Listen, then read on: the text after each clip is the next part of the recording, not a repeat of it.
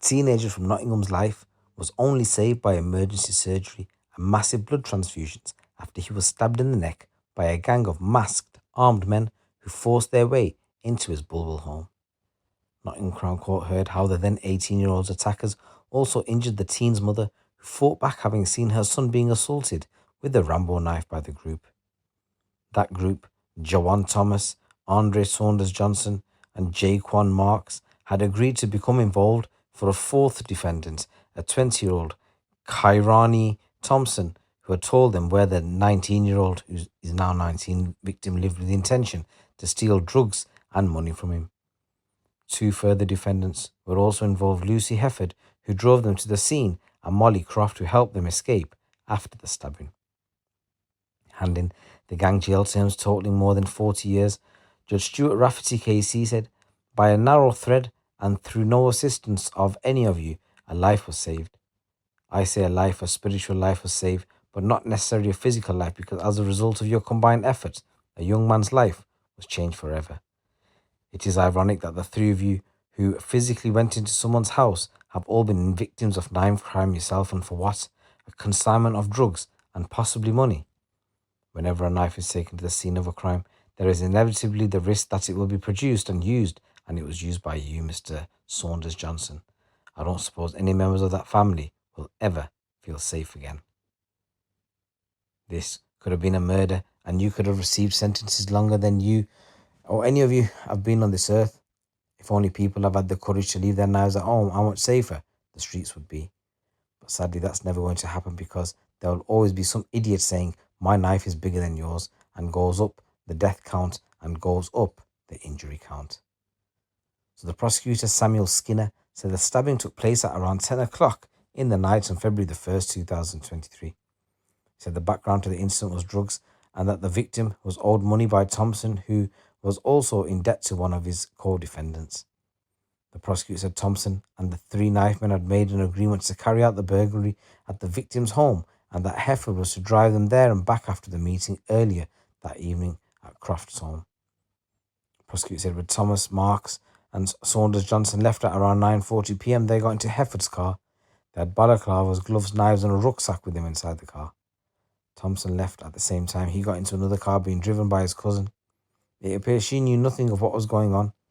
The defendants left Croft, who was a sixth defendant, back home, and she was not part of the conspiracy, but insisted them after the events. Thomas, Mark, Saunders, Johnson and Hefford did not know exactly where the victim lived, and they needed Thompson to show them.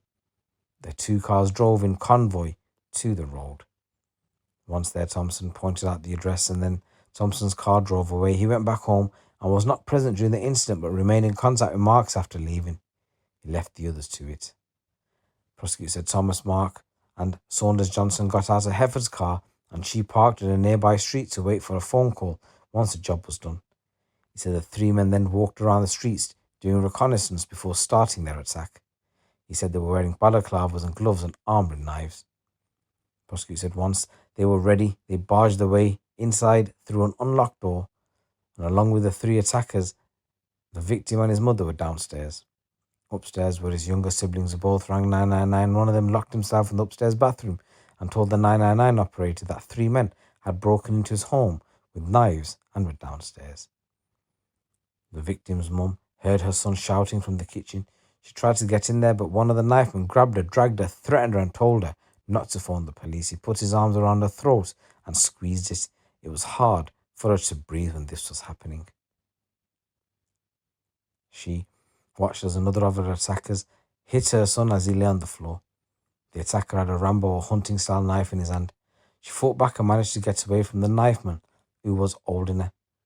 He chased her, and she had lost her balance as they both fell over. Her son was obviously resisting too. She heard him shout, "Get off my mum." Because they resisted, the three knifemen, they escalated their behaviour. He was stabbed once in the neck, and they also caused injuries to his mother. His carotid artery was cut, and another of the men continued to attack on the mother, who got to her feet and ran for the back door. She got it open, turned around and saw her son lying on the kitchen floor, bleeding from the stab wound to the neck he had received. She had not seen the attacker stab him. By the time she turned around, they had run. They took their knives and with them and they left. They dumped them in a nearby street bin. Prosecutor said when police officers arrived at the property, they heard screaming and saw the teenager on the kitchen floor lying in a pool of his own blood. He said they could see that he'd been stabbed in the neck just below the jaw and was bleeding heavily. Prosecutor said the victim's mother and some of his neighbours were trying desperately to stop him bleeding. Prosecutor said he only survived due to significant medical treatment, and whilst he survived, his injuries are life-changing. Extensive efforts were made at the scene to save his life, and he was taken to hospital where he emerged his service. This medical treatment, he would have died.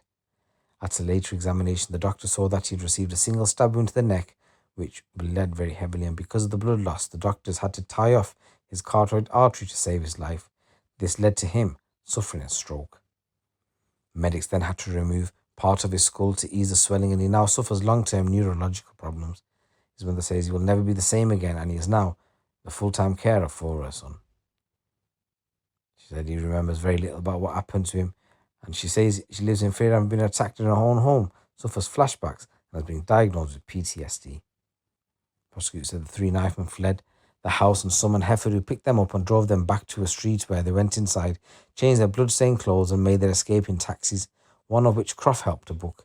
He said Croft then deleted her home CCTV footage. Those responsible were identified and arrested. So Thomas, he pleaded guilty to wounding with intent to cause GBH and conspiracy to commit aggravated burglary. He was jailed for 10 years and 9 months. His barrister said what ensued was not planned, but he accepts his part in what happened and he is sorry for the harm he's caused. Saunders Johnson, a 21-year-old father of one from Birmingham, also pleaded guilty to the same charges and was sent to prison for 10 years and 9 months. The solicitor for him said this was a young man going to the home of a drug dealer to steal drugs and cash, and things got out of control really quickly. He was the one who inflicted the stab wound to the neck. It's important to know it was a single blow and was not followed up with continuing violence. He too had been the victim of a stabbing attack, and this is an individual who knows that there are no winners in this situation.